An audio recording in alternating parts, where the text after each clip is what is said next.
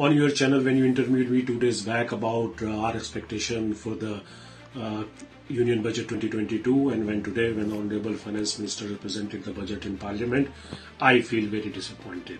I'll give 4 out of 10 to this budget because there is nothing for common men, for poor people, for Aam Aadmi, for middle class, for women, for senior citizens, those who are expecting some relief in terms of some taxation cut, some rebate enhancement. There is nothing for them which they can experience immediately. But to my surprise, there was some subsidies cut. Subsidies was cut on fertilizer, food, and what more, Manrega, which was the boon for our village economy these days when the employment was happening, all across the country. So Manrega budget decrease is really news. Though there are some good measures which has been taken up by the government in this budget. There is some clarity now for RBI digital currency. Some air has been cleared on cryptocurrency, though there was a levy of 30% tax on cryptocurrency now. But surprisingly, there is no law, there is no regulation, there is no regulator. So we expect in near future we'll see all of this. There are some good move by converting all 100% post office to CBS. There is some push on climate aspect. There is some pushes given on a startup by extending 1 year tax rebate to them. And skill development, now we are going to have some e-programs for skill development.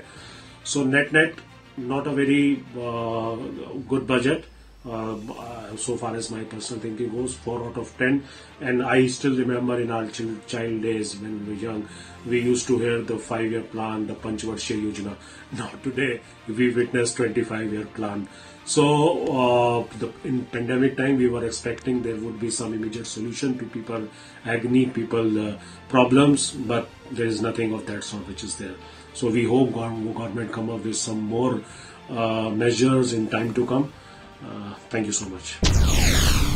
I think the budget presented by Finance Minister is a mixed bag, but what I have perceived from the budget speech is that it is really beneficial for the rich as compared to the poor people. I really do agree with West Bengal Chief Minister Mamata Banerjee, who actually said there is nothing left for the poor in this budget. It is zero for the common people who have already got crushed with the unemployment and inflation. At the same time, I am really very happy that mental health got a mention in this budget, and I hope that it will translate into action. But overall, if we look at the budget speech, we will come to know that it is really very beneficial for the high-class people. It is actually a high-class budget. It is good for the higher income class. And one more surprising part of the budget is that it is actually silent. It didn't tell us about budget outlay about several sectors including education, health and agriculture. It is very good that it talked about environment and climate change, but at the same time there will be ramifications when words will translate into action. Overall, in my opinion, this budget is not for the common masses, it is a budget for higher income groups. Union budget पेश हुआ parliament में और मैं JNP के मुतालिक बात करूंगा। हमारे लिए तो मायूस कुन है। जो हम एक्सपेक्ट कर रहे थे कि इस बजट में यहाँ के जो इक़्तिसादी हालात जो बद से बदतर हो गए हैं उस पर नज़रसानी की जाएगी और उस पर इन्फ्यूजन किया जाएगा, मगर अफसोस से कहना पड़ रहा है कि वो दिखने को नहीं मिला। खासकर मैं बात करूंगा जो हमारी रीढ़ की हड्डी है, हॉर्टिकल्चर सेक्टर, और आपको ये भी पता होगा कि हॉर्टिकल्चर सेक्टर में हम कितना नुकसान हुआ हमारे हॉर्टिकल्चरिस्ट का। एक तो हम 2 लॉकडाउन से गुजर के निकले। पहला तो जब 2019 में जब आर्टिकल 370 एब्रोगेट हुआ और अनकॉन्स्टिट्यूशनली एब्रोगेट हुआ, उसके बाद 1 साल तक हमारा प्रोड्यूस नहीं जा पाया बाहर, वो सारा सड़ गया। उसके बाद आपको भी पता है कि कोविड का लॉकडाउन लग गया और बहुत नुकसान हुआ, और साथ में बर्फबारी अनसीजनल स्नोफॉल हुई और बहुत नुकसान हुआ हॉर्टिकल्चरिस्ट का। उनके लिए कोई ऐसा स्पेशल पैकेज नहीं मिला। और इनफैक्ट आज तो इस हॉर्टिकल्चर को ख़त्म करने के लिए जो ईरानियन एप्पल्स यहाँ पे मार्केट में आ रहे हैं उस पर मैं उम्मीद कर रहा था कि गवर्नमेंट कुछ बोलेगी, कुछ टैक्स लगाएगी जो बाहर से प्रोड्यूस आता है उस पर टैक्स लगता ताकि हमारा प्रोड्यूस यहाँ पे निकले। तो ओवरऑल मायूसकुन है। हमारे आर्टिजन्स जो बेचारे इस टाइम पे सड़क पे पड़े हुए हैं उनके बारे में कोई पैकेज नहीं आया।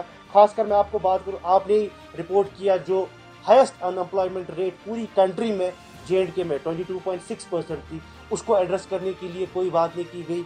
इन्फ्लेशन, इतनी महंगाई से यहाँ के आम इंसान गुजर रहा है, उसको एड्रेस करने के लिए कोई ऐसा पैकेज नहीं किया गया। तो ओवरऑल मतलब मैं यही बोलूँगा कि J&K के लिए मतलब लोगों को इस मुश्किल से निकालने के लिए हमको कुछ नज़र नहीं आ रहा है। ये सारा मतलब ये जो बजट जिससे हमको कुछ उम्मीद थी कि आखिरकार गवर्नमेंट ऑफ इंडिया ये समझेगी कि कश्मीरी कौम और जो J&K की कौम इस टाइम पे जो है तरह तरह की मुश्किलात से गुजर रही है, इनको एड्रेस करने के लिए कुछ ऐसा पैकेज दिया जाएगा। मगर अफसोस से कहना पड़ रहा है कुछ नहीं दिया गया है। कुछ ऐसे पैसे जो अभी 35,000 करोड़ की बात आ रही है, ये तो एग्जिस्टिंग जो इंफ्रास्ट्रक्चर यहाँ पे बन रहा है, एग्जिस्टिंग जो काम चल रहे हैं उन पे पैसे लगेंगे ह्यूमन डेवलपमेंट के लिए। और ख़ासकर जो एक मिडिल क्लास सेक्टर है, मिडिल क्लास और लोअर इनकम क्लास सेक्टर के लिए क्या दिया है? कुछ भी नहीं मिला है इस बजट में। ये सिर्फ बुलंदबाग दावे ही कर रहे हैं, जो ज़मीनी सतह पे जो इनको करना था वो सामने नज़र नहीं आ रहा है। और मतलब हालात बद से बदतर ही है हमारे लोगों के लिए तो इस बजट के नज़रिए से। This is Fahima Rashid, psychologist, Global Head, Mental Health, Suicide Prevention and EQ Clubs, Nurture Life. Healthcare sector is a key element as it has been one of the most active sectors due to rising medical claims during the pandemic. We were expecting and very hopeful of this great step from Madam Minister towards mental health, and this step invariably has given a lot of weightage to mental health. It's very heartening to see the launch of Tele-Mental Health program, and I'm glad that the budget recognizes this as a real challenge, particularly in post-COVID India. Just hope it translates into actual work now. Missed an opportunity to put India back on the pathway to recovery and growth. And I completely do understand that while the budget does seem to have some lofty promises that it makes, it doesn't have the framework or the vision to execute them. Let me talk about, for example, the announcement of the digital currency. In my opinion, while that is headlines management, nothing about the digital currency is so far clear. What sort of a digital currency is it? Is it going to be backed up by the rupee? Is it going to be a stable coin? Will I be allowed to mine this digital currency? Can I exchange it at banks or other exchanges for rupees? Again, the government has been very vague when it comes to taxing cryptocurrency. While cryptocurrency continues to be in the grey area, they're going to tax it now. What is cryptocurrency? Is it now a currency, or is it only going to be considered as an asset class by the government? So again, there's no clarity there.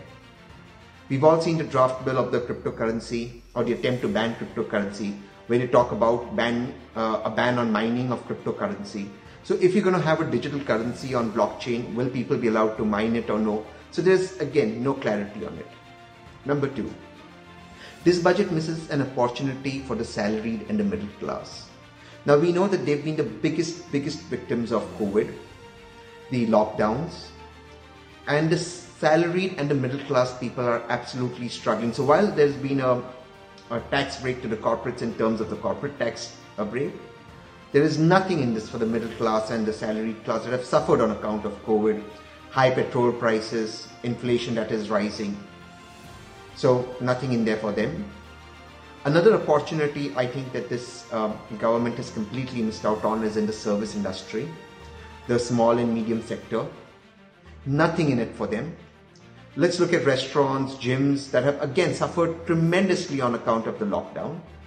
They don't seem to have anything in the budget for them, and the government has just tried to headline manage.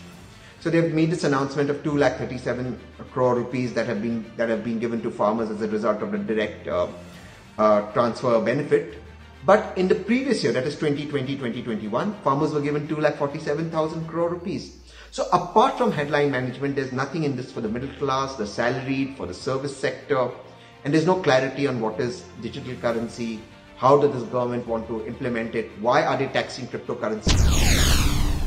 As far as budget 2022 is concerned, as an entrepreneur, I can say that it will bring a ray of hope to us and to the business community, stockholders of the valley. And the more important thing is that the digital education, it will help our students who are pursuing education online, and it is good for the health sector nowadays. Let us hope for the best, and we will cross our fingers that this budget will help us, because we suffered a lot from last two or 3 years due to the pandemic and other things. So let's hope for the best. Thank you.